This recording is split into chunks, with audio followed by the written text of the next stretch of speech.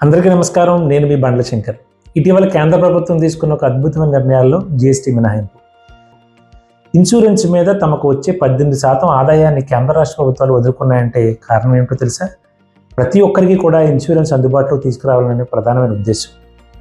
చాలామంది ఇప్పటికే మాకు ప్రీమియమ్స్ చాలా ఎక్కువగా ఉన్నాయి, మేము కట్టలేకపోతున్నాం అని చెప్పి ఇన్సూరెన్స్కు దూరంగా జరిగిన కుటుంబాలు ఎన్నో ఉన్నాయి. వాళ్ళందరికీ కూడా ఇది చాలా అద్భుతమైన అవకాశం. ఉదాహరణకు ఒక 30,000 రూపాయలు హెల్త్ ఇన్సూరెన్స్ ప్రీమియం కట్టుకునే వాళ్ళకి 6,000 రూపాయలు జీఎస్టీ రూపంలో మినహాయింపు వస్తుందంటే ఇది మామూలు విషయం కాదు కదా. కాబట్టి ప్రతి ఒక్కరూ కూడా ఈ హెల్త్ ఇన్సూరెన్స్ అలాగే టర్మ్ ఇన్సూరెన్స్ తీసుకోవడంలో ముందుకు రావాలి ఎప్పటికైనా సరే. ఎందుకంటే ఇన్సూరెన్స్ మాత్రమే మనల్ని మన కుటుంబాన్ని కష్టాల్లో ఆదుకునే ఒక అద్భుతమైన సంజీవంలో ఉపయోగపడుతుంది. సో ఫ్రెండ్స్, ఇన్సూరెన్స్ మీద అవగాహన పెంచుకోండి. ఈ పన్ను మినహాయింపు వచ్చిన తర్వాత తీసుకోవడానికి ముందడుగు వేయండి.